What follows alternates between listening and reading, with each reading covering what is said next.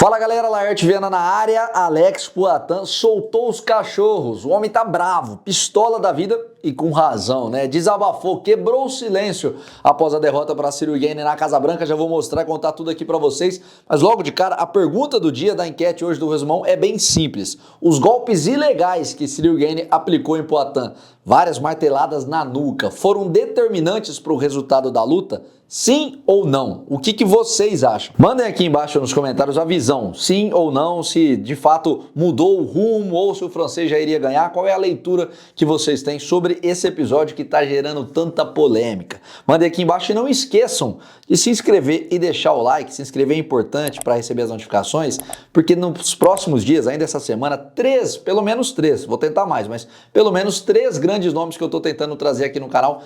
Entrevistas exclusivas que eu tenho certeza que vão ser importantes e vocês vão gostar. Então é por isso é importante se inscrever, deixar o like, hypar, porque aí o YouTube entende que vocês engajam, que vocês apoiam e distribui os outros vídeos que eu vou publicando para vocês ficarem por dentro. Beleza? Brigadão pela moral. Bora pro resumão, eu separei por tópicos, porque só do Poatan tem uns 4, porque rendeu bastante. Confiram aí. Saiu a atualização do ranking após o UFC na Casa Branca e tivemos mudanças importantes. Ilia Topuria e Alex Poatan despencaram no Pound for Pound. O espanhol caiu do segundo para o 5º lugar, enquanto o brasileiro era o número 4 e agora está na 8ª posição. Quem ganhou destaque foi Justin Gaethje, que estreou direto no top 4. Alexander Volkanovski assume a 2ª posição geral, atrás apenas de Islam Makhachev, e Petr Yan completa o pódio no 3º lugar. Já no ranking dos leves, Maurício Ruffi ganhou 2 posições e agora é o número 7, ultrapassa Dan Hooker e Matheus Gamrot. Ainda tivemos Josh Rocket virando o 4º nos pesos pesados, deixando Valdo Cortez Acosta para trás e Bo Nickal entrando como top 15 do peso médio. O que acharam das atualizações? Concordam com as mudanças? Ilia Topuria tomou um sacode do Justin Gaethje, perdeu a invencibilidade no MMA após 17 vitórias seguidas, mas ele não tá sozinho nessa. O agora ex-campeão dos leves foi o 4º atleta da elite do UFC que perdeu o 0 no cartel só neste ano de 2026. Khamzat Chimaev, Azamat Murzakanov e Lerone Murphy também caíram no primeiro semestre. Se olharmos nos rankings, veremos mais 4 nomes que se mantêm com o cartel perfeito. Movsar Evloev no peso pena, Shavkat Rakhmonov e Michael Morales nos meio médios e Josh Rocket no peso pesado. Tirando o Rakhmonov, que está se recuperando de lesão e ainda não sabemos quando estará apto a pisar no octógono, os outros 3 devem atuar pelo menos mais uma vez nessa temporada. Se vocês tivessem que chutar quem será o próximo a perder a invencibilidade, qual nome escolheriam para torcer contra? Mandem aí nos comentários. E por falar em invencibilidade caindo, o Ilia Topuria se pronunciou após a derrota e logo de cara eu já adianto. Achei que ele teve uma postura muito honrosa, não deu qualquer tipo de desculpas e parabenizou o Gaethje pela vitória.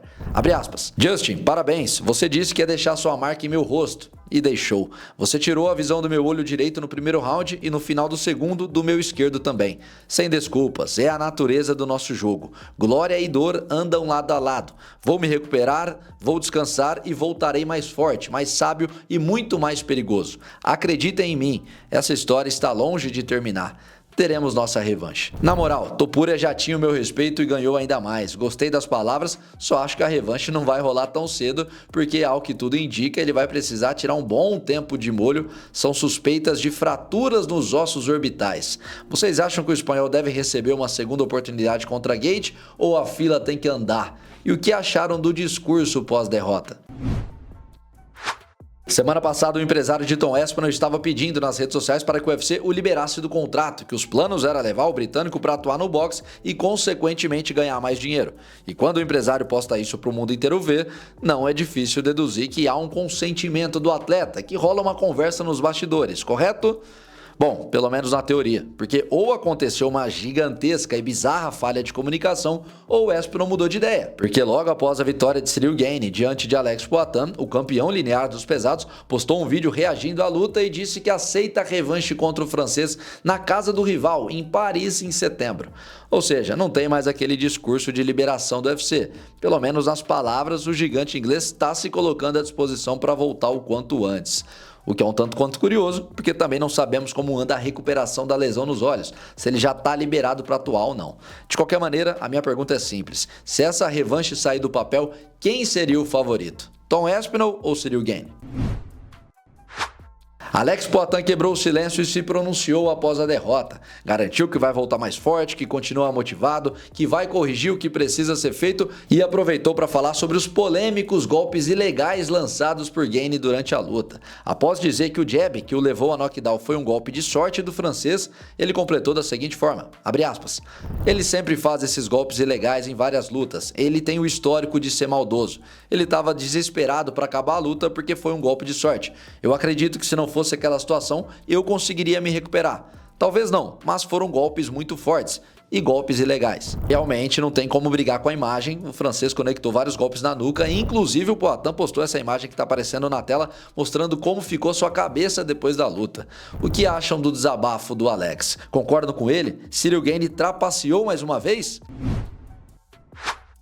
A bronca de Alex Poatan não ficou apenas sobre Ciryl Gane, sobrou principalmente para Herbie Dean, que estava arbitrando a luta e não tomou nenhuma providência para advertir o francês. Segundo Alex, faltou coragem para o árbitro tomar a decisão correta de parar a luta no momento em que os golpes ilegais foram desferidos. O árbitro estava vendo, está na regra, é irregular, ele não foi sujeito homem e não deveria estar ali apitando aquela luta. Tinha que ser punido, responder judicialmente. Foi um covarde, não tem culhão. Só para completar esse assunto, eu também conversei hoje com o árbitro Mario Yamazaki, que durante muito tempo trabalhou no UFC, e ele me garantiu que a luta deveria ter sido interrompida, que a regra diz que deve haver punição, interrupção, no momento em que golpes ilegais são desferidos. O que vocês acharam? Concordam com o Poatan? Convenhamos aqui, né? Não é de hoje que o Herbie Dean coleciona cagadas durante suas atuações no UFC. Outro assunto comentado por Poatan no vídeo foi a reação de Jon Jones logo após o término da luta. Para quem não viu, o ex-campeão do UFC postou um vídeo em silêncio, apenas balançando a cabeça num tom enigmático. A interpretação que eu fiz é que o Jones, sempre muito egocêntrico e vaidoso, aproveitou para postar o vídeo num tom de ironia, principalmente porque ele estava vestindo um colar com uma cabra, que representa o GOAT, expressão usada nos Estados Unidos para se referir ao melhor de todos os tempos. E a gente sabe, né? Tinha essa dúvida, esse dilema no ar, se o Poatan vencesse, poderia ultrapassar Jon Jones nesse status. Embora Jones não tenha direcionado verbalmente nenhuma crítica, Poatan disse ter ficado sem entender o porquê desse vídeo. Eu vi o vídeo e, para ser honesto, fiquei muito surpreso. Se eu fosse um dos caras que o provocou e depois perdesse, aí eu entenderia. Mas eu nunca falei mal do Jon Jones. Para vocês, qual foi a real intenção do Jones ao postar esse vídeo? Também acham que ele quis dar uma ironizada ou interpretaram de outra maneira? Me deixem saber a leitura que tiveram. Bom, galera, esse foi o resumão. E aí, o que acharam do desabafo de Alex Pereira? Concordam com ele? Mandem tudo aqui embaixo, a visão de vocês sobre o Topuria também, enfim, sobre as notícias do resumão. Quero saber o que pensam. Não esqueçam, repetindo, de se inscrever no canal, deixar o like, hypar o vídeo, porque essa semana tá só começando. Hoje é terça-feira. Mais cedo teve um vídeo importante, polêmico, que a galera tá viajando nas ideias. Eu falei lá no vídeo mais cedo para você, caso não tenha assistido, vai aparecer aqui no final e entrevistas exclusivas importantes ao longo dos próximos dias aqui no canal. E eu conto com a audiência e a companhia de todos vocês. Tamo junto.